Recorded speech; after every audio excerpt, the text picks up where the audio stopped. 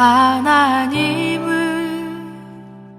너를 만드신 분, 너를 가장 많이 알고 계시며, 하나님은 너를 만드신 분, 너를 가장 깊이 이해하신단다. 하나님은 너를 지키시는 분, 너를 절대 포기하지 않으며, 하나님은 너를 지키시는 분, 너를 쉬지 않고 지켜보신단다. 그의 생각 셀 수 없고, 그의 자비 무궁하며, 그의 성실 날마다 새롭고, 그의 사랑 끝이 없단다.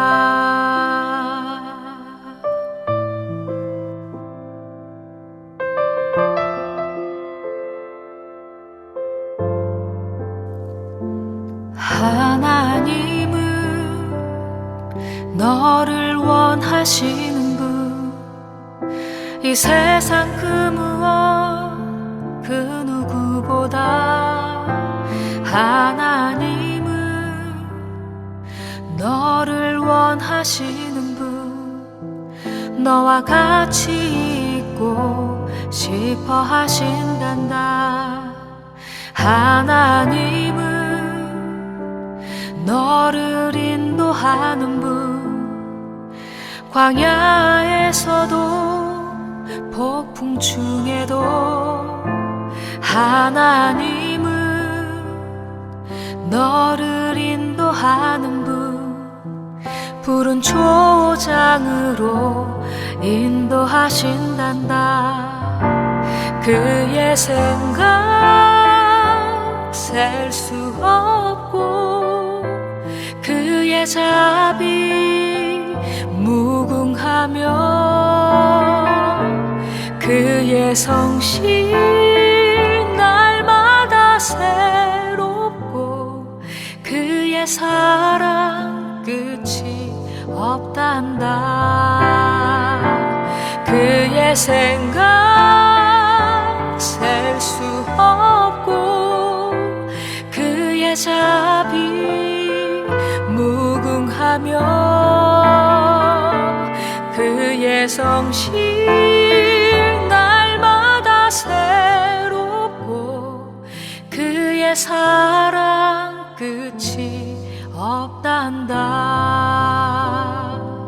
그의 사랑 끝이 없단다.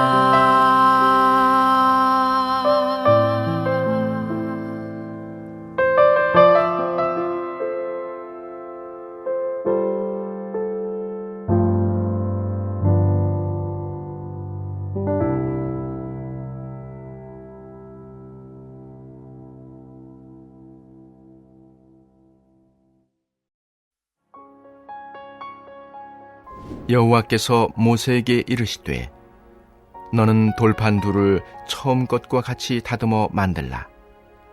내가 깨트린 처음 판에 있던 말을 내가 그 판에 쓰리니, 아침까지 준비하고 아침에 시내 산에 올라와 산 꼭대기에서 내게 보이되, 아무도 너와 함께 오르지 말며 온 산에 아무도 나타나지 못하게 하고, 양과 소도 산 앞에서 먹지 못하게 하라.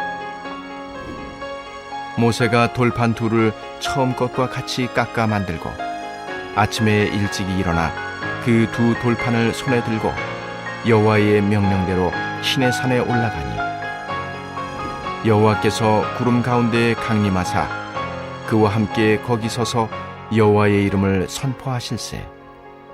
여호와께서 그의 앞으로 지나시며 선포하시되, 여호와라 여호와라, 자비롭고 은혜롭고 노하기를 더디하고 인자와 진실이 많은 하나님이라. 인자를 천대까지 베풀며 악과 과실과 죄를 용서하리라. 그러나 벌을 면제하지는 아니하고 아버지의 악행을 자손 3, 4대까지 보응하리라. 모세가 급히 땅에 엎드려 경배하며 이르되 주여 내가 주께 은총을 입었거든 원하건대 주는 우리와 동행하옵소서. 이는 목이 뻣뻣한 백성이니이다. 우리의 악과 죄를 사하시고 우리를 주의 기업으로 삼으소서. 아멘. 오늘 하나님의 말씀으로 하루를 시작하시는 모든 분들에게 주님의 은혜와 평강이 가득하길 소망합니다. 이것은 데일 카네기가 쓴 인간관계론이란 책에 있는 한 이야기입니다. 미국의 한 대규모 화물차 대리점에서 고객 서비스 부장으로 일하는 헨리라는 사람이 있었습니다. 그에게는 한 가지 고민이 있었는데 그것은 그가 데리고 있던 빌이라는 기술자의 최근 일하는 태도가 마음에 들지 않았던 것입니다. 헨리는 기술자의 잘못을 지적하는 것 대신에 자비를 베풀어 이렇게 말했습니다. 여보게 빌, 자네는 훌륭한 기술자야. 나는 자네가 이 일을 오랫동안 훌륭하게 해왔다고 생각하네. 자네는 수많은 자동차를 수리해서 고객들에게 만족을 주었지. 자네가 한 일에 대해 고객들이 얼마나 많이 칭찬했는지 알고 있나? 그런데 최근 들어서는 자네가 일을 처리하는데 오랜 시간이 걸리고 하는 일도 예전 같지가 않은 것 같네. 자네가 예전에 대단히 뛰어난 기술자였기 때문에 지금의 상태로는 내가 만족할 수 없다는 것을 이해해 주게. 우리 서로 협력해서 이 문제를 해결해 보세. 사람의 자비로운 마음으로 한 사람의 태도가 달라질 수 있습니다. 그러나 하나님의 자비는 사람의 자비보다 더 큰 힘이 있습니다. 하나님의 자비는 사람의 생명을 살리기 때문입니다. 오늘은 하나님의 자비라는 제목으로 출애굽기 34장 말씀을 함께 나누겠습니다. 오늘 본문의 요약입니다. 여호와께서 모세에게 새롭게 2개의 돌판을 준비하라고 명령하셨습니다. 그 이유는 이스라엘 백성에게 10계명의 말씀을 다시 주시기 위해서였습니다. 전에 여호와께서 친히 준비하시고 10계명을 기록해 주셨던 돌판은 모세가 시내산에서 내려오던 길에 이스라엘 회중의 부패한 모습을 보고 땅에 던져 깨트려 버렸습니다. 모세가 돌판을 깨트린 것은 이스라엘 백성이 여호와와 맺은 언약을 파괴했음을 의미합니다. 이에 반해 다시 돌판을 만들라는 여호와의 말씀은 그 깨진 관계가 회복될 것임을 의미합니다. 출애굽기 34장 1절입니다. 여호와께서 모세에게 이르시되 너는 돌판 둘을 처음 것과 같이 다듬어 만들라. 내가 깨트린 처음 판에 있던 말을 내가 그 판에 쓰리니. 본문 1절에서 깨트린을 뜻하는 히브리어 슈베르는 산산조각나다 라는 뜻입니다. 이를 통해 우리는 모세가 깨트린 증거판이 단지 몇 조각으로 깨진 것이 아니라 완전히 산산조각난 것으로 이해할 수 있습니다. 계속해서 출애굽기 32장 19절입니다. 진에 가까이 이르러 그 송아지와 그 춤추는 것들을 보고 크게 노하여 손에서 그 판들을 산 아래로 던져 깨뜨리니라. 모세가 증거판을 깨뜨렸을 때 그는 상당히 화가 난 상태였습니다. 이스라엘 백성들이 모세가 하나님께 십계명을 받으러 간 사이 금송아지를 만들어 방탕한 짓을 행하고 있었기 때문입니다. 하나님이 십계명을 전달하는 중요한 순간에도 이스라엘 사람들은 죄를 짓고 있었습니다. 이스라엘 백성들은 하나님을 버리고 우상을 섬겼고 지도자 모세는 자신의 분노 때문에 하나님께 받은 소중한 말씀 판들을 산 아래로 던져서 깨뜨린 것입니다. 하나님은 모세와 이스라엘 백성들의 이런 행동들을 보고 어떠한 마음을 가지셨을까요? 우리는 하나님이 그들의 죄 때문에 그들을 심판하셨을 것이라 예상할 수 있습니다.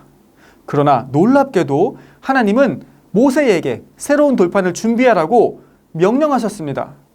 그 이유는 하나님께서 이스라엘 백성들에게 자비를 베푸셨기 때문입니다. 출애굽기 34장 2절에서 5절입니다.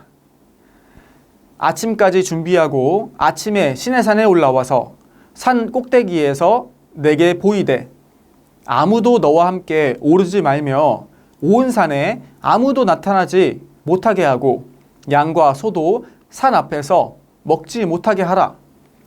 모세가 돌판 둘을 처음 것과 같이 깎아 만들고 아침에 일찍이 일어나 그 두 돌판을 손에 들고 여호와의 명령대로 시내산에 올라가니 여호와께서 구름 가운데 강림하사 그와 함께 거기 서서 여호와의 이름을 선포하실세.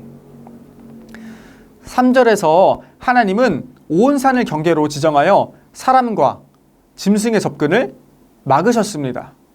이것은 과거에 하나님이 처음 모세에게 십계명을 주셨을 때의 상황과 상당히 비슷합니다. 하나님은 이스라엘 백성들에게 다시 율법을 주셨을 때 산에 접근하는 것에 대한 경고를 반복하셨습니다. 그리고 그 경고는 이전보다 좀 더 간결한 형식으로 바뀌었습니다. 중요한 것은 이 사건이 단순한 반복이 아니라는 것입니다. 그것은 모세와 이스라엘 백성의 죄에 대해 하나님께서 자비를 베푸셨다는 점에서 아주 특별한 사건이 되었습니다. 하나님은 왜 죄를 지은 그들에게 자비를 베푸셨을까요? 성경은 우리에게 그 이유에 대해서 알려줍니다. 출애굽기 34장 6절입니다.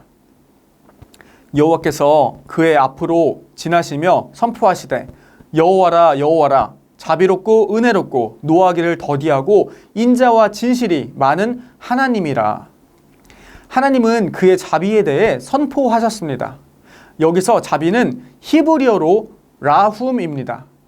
이것은 전에 이스라엘 백성이 금송아지를 만들어 하나님께 죄를 지었을 때 하나님이 이스라엘 백성을 향한 분노를 돌이키셨을 때 사용된 자비와 같은 의미입니다. 하나님은 이스라엘 백성이 저지른 온갖 죄를 기억하시고 그 모든 것을 용서하시는 자비롭고 은혜롭고 노하기를 더디하고 인자와 진실이 많은 하나님이셨습니다. 또한 이 자비는 임신한 여성이 극심한 고통을 감내하며 출산하고 양육하는 모성적 사랑으로 표현되기도 합니다. 이스라엘을 그의 자녀로 선택하신 하나님은 이스라엘의 죄에도 불구하고 그들을 끝까지 포기하지 않으리라 결단하셨습니다. 그렇다면 하나님의 자비의 진정한 의미는 무엇일까요? 출애굽기 34장 7절입니다. 인자를 천대까지 베풀며 악과 과실과 죄를 용서하리라. 그러나 벌을 면제하지는 아니하고 아버지의 악행을 자손 3, 4대까지 보응하리라. 하나님의 자비는 이스라엘 백성이 깨트린 언약 관계를 하나님께서 그의 주권으로 다시 회복시킬 것이라는 희망이 되었습니다. 하나님은 7절에 선언을 통해 죄에 대한 형벌이 분명히 있음을 밝히셨습니다. 즉, 하나님과 사람의 관계가 진실하기 위해서는 사람이 자신의 행동에 대한 책임을 감당해야 한다는 것입니다. 그럼에도 불구하고 하나님의 인자하심은 죄에 대한 인간의 책임을 덮고도 남을 만큼 크고 놀라운 것이었습니다. 그 은혜로 인해 사람이 죄를 지어도 하나님께만 돌아오면 자비로우신 주님은 언제나 용서해 주시는 것입니다. 출애굽기 34장 8절에서 9절입니다. 모세가 급히 땅에 엎드려 경배하며 이르되 주여 내가 주께 은총을 입었거든 원하건대 주는 우리와 동행하옵소서. 이는 목이 뻣뻣한 백성이니이다. 우리의 악과 죄를 사하시고 우리를 주의 기업으로 삼으소서. 여호와의 영광을 보고 그분의 성품이 선포되는 장면을 온몸으로 체험한 모세는 급히 땅에 엎드려서 여호와께 경배했습니다. 모세는 하나님께서 조건 없이 자비를 베푸시고 그의 백성들을 끝까지 책임지신다는 하나님의 선하신 성품에 놀라워하며 감탄하였습니다. 모세는 하나님의 자비하심을 근거로 비록 이스라엘 백성들이 고집이 세지만 그들의 죄를 용서해 주실 것과 앞으로도 계속 동행해 주실 것을 간구했습니다. 모세는 사람이 스스로 아무것도 할 수 없는 죄인이라는 것과 하나님의 자비 없이는 이스라엘 백성이 결코 앞으로 나아갈 수 없다는 것을 깨달았습니다. 성경은 모세와 이스라엘 백성들을 통해서 우리의 모습을 돌아보게 합니다. 우리는 때때로 하나님의 자비 없이도 살아갈 수 있다고 생각하는 것 같습니다. 하지만 하나님의 자비하심과 인내하심이 없다면 우리의 삶은 결코 지속될 수 없을 것입니다. 우리는 요한복음을 통해 죄를 지은 사람을 대하는 예수님의 모습을 볼 수 있습니다. 요한복음 8장 4절에서 7절 그리고 10절에서 11절입니다. 예수께 말하되 선생이여 이 여자가 간음하다가 현장에서 잡혔나이다. 모세는 율법에 이러한 여자를 돌로 치라 명하였거니와 선생은 어떻게 말하겠나이까? 그들에게 이렇게 말함은 고발할 조건을 얻고자 하여 예수를 시험함이로라. 예수께서 몸을 굽히사 손가락으로 땅에 쓰시니 그들이 묻기를 마지 아니하는지라. 이에 일어나 이르시되 너희 중에 죄 없는 자가 먼저 돌로 치라 하시고 예수께서 일어나사 여자 외에 아무도 없는 것을 보시고 이르시되 여자여 너를 고발하던 그들이 어디 있느냐? 너를 정죄한 자가 없느냐? 대답하되 주여 없나이다. 예수께서 이르시되 나도 너를 정죄하지 아니하노니 가서 다시는 죄를 범하지 말라 하시니라. 하나님의 자비는 예수님을 통해서 나타났습니다. 예수님은 죄를 짓다 끌려온 여자를 다른 사람들과 같이 정죄하지 않으셨습니다. 오히려 예수님은 자비를 베풀지 못하는 사람들에게 스스로를 돌아보게 하시며 부끄럽게 만드셨습니다. 예수님은 사람들로부터 여자의 생명을 구해 주시며 다시는 죄를 짓지 말고 바른 길로 살아가라고 권면하셨습니다. 선하신 하나님은 죄와 함께할 수 없으시며 또한 죄를 미워하십니다. 그러나 하나님은 예수 그리스도를 통해서 또한 그분의 자비를 통해 죄악인 우리에게 직접 찾아오셨습니다. 예수님은 아무런 희망이 없는 죄인들의 삶에 밝은 빛이 되셨습니다. 우리가 예수님을 구원자로 믿음으로 우리는 죄에서 자유를 얻게 되었습니다. 예수님은 우리에게 이웃에게 자비를 베풀라고 명령하십니다. 이웃의 잘못에 대해 비난하기보다 자비를 베풀고 그가 선한 길로 갈 수 있게 도우라고 말씀하십니다. 우리가 예수님의 제자로서 예수님의 자비를 이웃에게 베푼다면 우리는 우리 마음속에 작은 천국을 맛볼 수 있을 것입니다. 그 이유는 우리가 자비를 베풀 때 우리 안에 계신 예수님께서 기뻐하시며 우리와 동행하실 것이기 때문입니다. 오늘 우리를 향하신 하나님의 크신 자비에 감사하며 그 자비를 이웃에게 나누는 하루 보내시길 주님의 이름으로 소망합니다. 우리 함께 이 시간 기도하기 원합니다. 첫째로 오늘 나눈 출애굽기 34장의 말씀처럼 하나님께서 우리에게 베푸신 자비를 이웃에게 베풀기를 소망합니다. 또한 코로나 상황 속에서 어려움을 겪고 계신 해외 선교사님들과 국내 농촌 목회자분들의 영육 간의 강건함과 회복을 위해 기도하시겠습니다. 둘째로 성경 일독을 통해 우리가 하나님의 말씀과 더욱 친밀한 시간을 보내도록 기도하시겠습니다. 또한 다음 세대를 위한 성전 건축이 주님의 인도하심 가운데 아름답게 이루어질 수 있도록 다 함께 기도하시겠습니다.